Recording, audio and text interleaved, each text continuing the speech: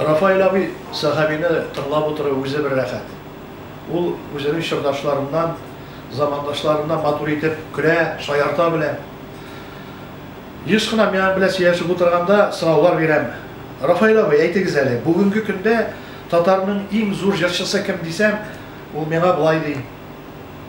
Бүгенге көндә әлбәттә татарның, төрки халыкларының зур җырчысы, халык җырчысы Илтап Шакиров ди. Ләкин dünya yuvarlığındadır җырчыбыз Хайдар Бигишев. Bu чыннан да шулай. Хайдар абый Бигишев итальян телендә дә, башка телләрдә дә зур опера җырларын җырлап башкарып чыккан шәхесбез. Алар икесе дә халыкның мәхәббәтен яулаган шәхесләрбез. Шуннан соң Рафаил абыйга тагын бер сорау биргән идем мин. Рафаил абый, бүгенге көндә татарның иң зур композиторын siz kim diye göz aldıysanız? Halkımızın zor kompozitörü Salih Saydaşov. Lakin elimizden açılmagan dünya külemindeki Necip Cihanımız var. Yani o 21. asır kompozitörü değil. Yani onu Tatar halkı anlam da düşünüp bite almadı. O açılağına varadıydı. Eğer de Tatar halkı 21. asırda insan kalsa bir küp mertebeler Necip Cihanov'a kayta şereldi. Рафаил абый опера театрында эшләгәндә мин аның шактый гына уеннарын күзәткәнем бар.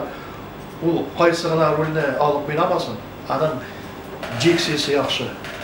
Җырлаганда сүзләре ачык һәм аның драматургик яктан да, драма актер буларак да үзен зур югарлыктан күрсәткән шәхес ул. Әгәр дә ул опера балет театры актеры булмаса, драматургияда эшләсә, Уланда da zor kazanışlar algan bulur idi.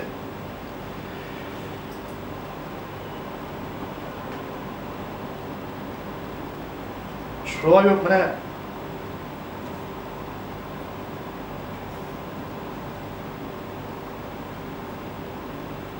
Рафаил абый, шынлыкта benim xatirge işkineden patriot jırları bile singib kalgan idi. Kompozitör Fəttirahman Ahmediyev'nin Robert Ahmedjanov şiirini yazgan Soldatlar jiri anın başkaruunda tantanalırak da ahengdirek de yanırı. Reşit Abdulin bile Rezil Veliyev icat etken Vatanım 20 milyon kübük eserlerini de ul yangıratsa yuklagan vayımsız Tatarlar da uyanır kübük duyulamına. Rafail Sahabiyev müzik siyücüler köngülüne Ufa deyişin motor. Mine biz de usip jittik eni. Degen lirik jırlar bile de ütep kıraldı. Emmennin degine motorkiler başkarmasın. Bu benim göz aldığımda baribir talantlı opera җырчысы булып kaldı hem kala bire.